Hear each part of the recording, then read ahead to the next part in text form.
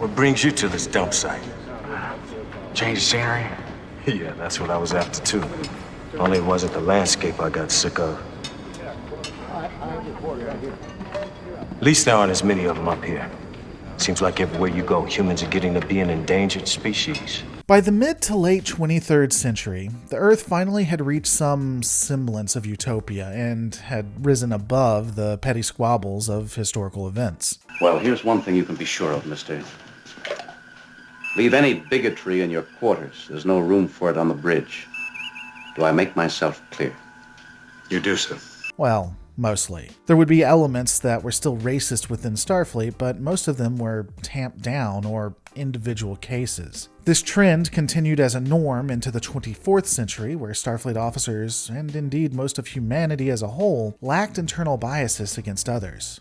Mostly. That's not to say it didn't happen, it just appears to be the exception, not the rule. However, this wasn't the case in the 22nd century when the United Earth's Starfleet was still trying to understand civilizations and explore the stars. On that topic, it's really intriguing to look at a person's story arc at the end and juxtapose that against the beginning. While in the episodes we'll be looking at, all of this seems horrible, you need to remember the very genesis of why Starfleet launched into the stars and began its exploration was based on hatred. Ready to what? To look beyond your provincial attitudes and your volatile nature.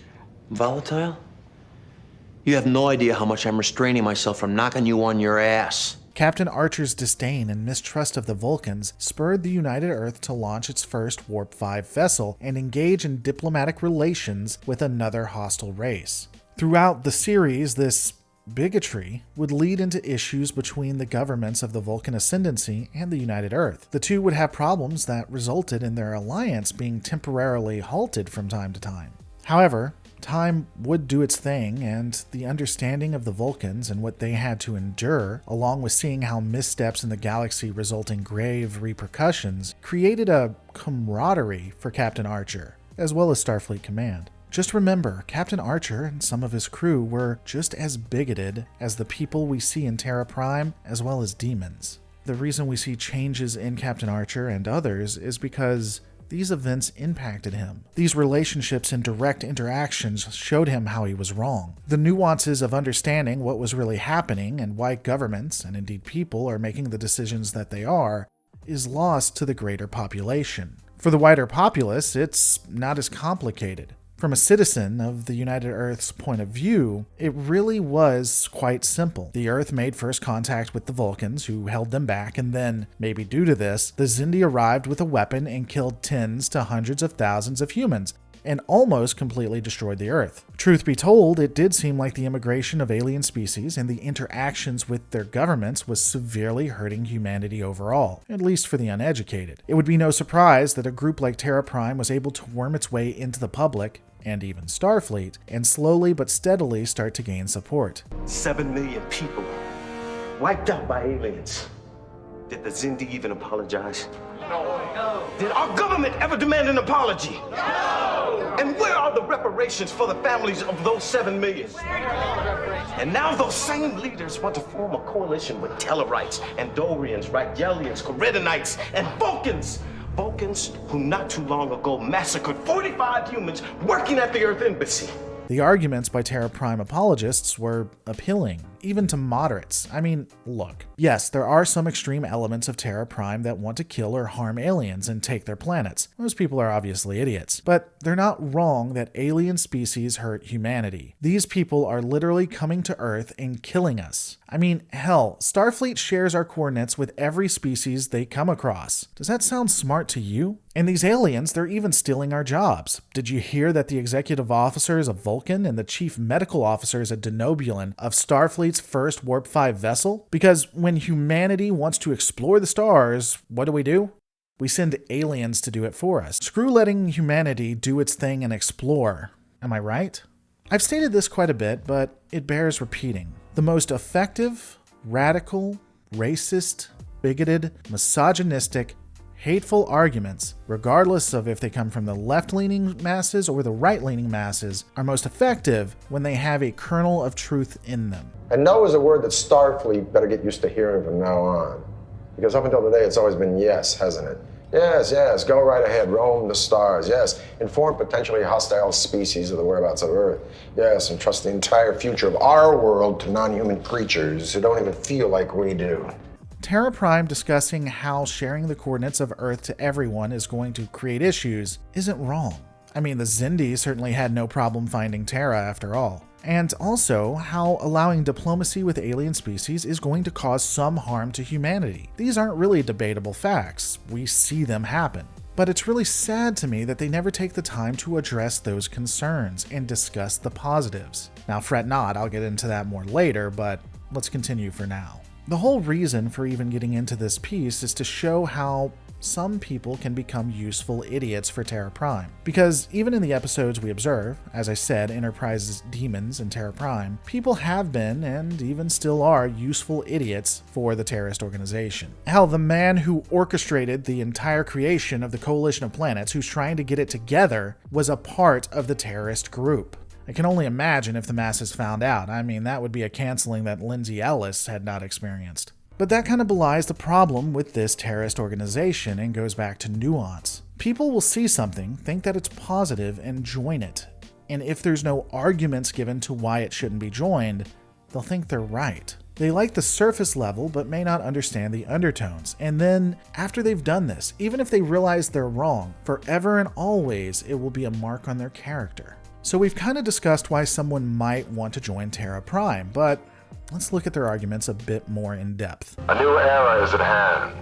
An era that will expose the concept of interspecies unity as an absolute and vicious lie. An era that will witness the advent of a human-centered consciousness that will place our world before all others.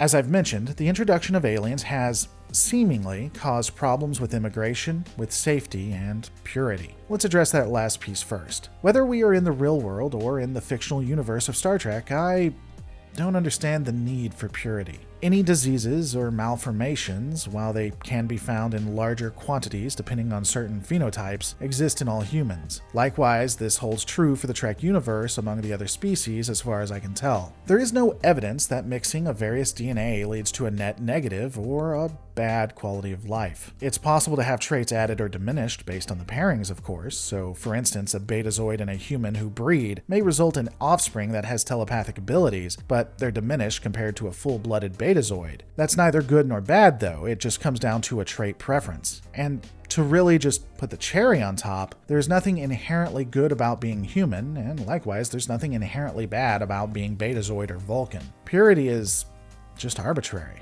What people usually mean is culture when they say purity, something that always changes, even within the quote-unquote pure populations. It's also possible to preserve the good things within your culture but add other good things from others. Together, it can be better. Obviously, there will be clashes between ideals, but generally that forges an even stronger bond.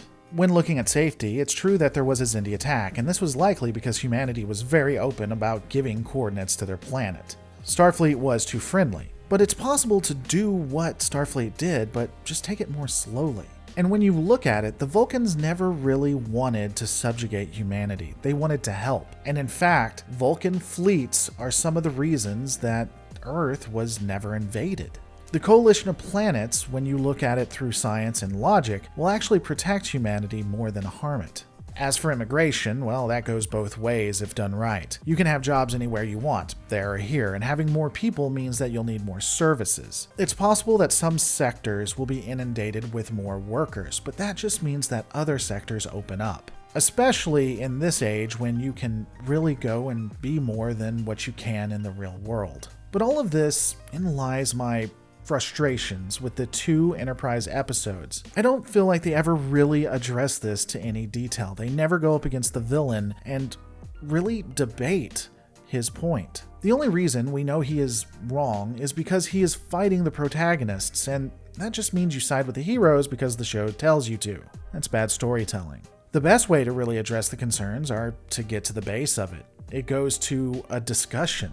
When we look at the heroes of the villain, he bases his beliefs largely on another villain, on a tyrant, that ensured the annihilation of a population that had genetic defects due to radiation. Third World War just ended and the ceasefire was barely 2 years old. Unless we act decisively, we will pass on the scars of mutation and decay to future generations. Colonel Green. Colonel Green. One of the many men history has misunderstood. For the sake of our children and our children's children, we must reject the impure and cast it out! That in itself is wrong, but honestly, the villain of the episode has made it easy. We don't have to argue that point. There's no evidence of deformity in interracial species, so there's not really a concern. His point is moot. The science is in, lads. While I know this wouldn't be effective for him or his closest followers, for those on the fence, for those concerned, it would be quite compelling. And it would be a great confrontation for the heroes and the villain to go through. Now, obviously, some in the comments and the villain would bring up that Elizabeth died, but that was because of issues in the cloning process, not because Elizabeth couldn't exist. It's not because the sides were warring, like he said. It's because an idiot got idiot scientists to try to do something and they failed. By simply defeating the bad guy, we don't get to show his errors. And yes, my friends, you can write all of this and it be compelling. If you don't think so, just take a look at In the Pale Moonlight and The Drumhead. Those writers would like to have a word. Anyway, the defeat of the villain means that the riots simmer down, but that's a shame. Just because they defeated the main head of Terra Prime doesn't mean the hate goes away. It would have been nice to see this whole conversation. I do know that at the end they have a great big speech, and it's done really well. But honestly, one of the issues with Legacy Trek is you never see ideas go up against each other completely. There are episodes that do it, but there's a lot of episodes that don't as well. That's not to say that these aren't two great episodes. You definitely should watch them. I just think they missed the mark in this way. But at least it did start a conversation. And that's what Trek is about. Starting conversations. These are just my thoughts, though. Let me know yours. Don't forget to rate, comment, subscribe, and I'll see you on the next Lore Reloaded. I didn't expect to gain another family.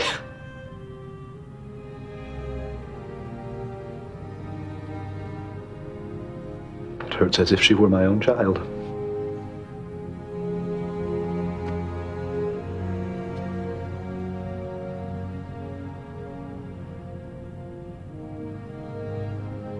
Make something good come from this, Captain.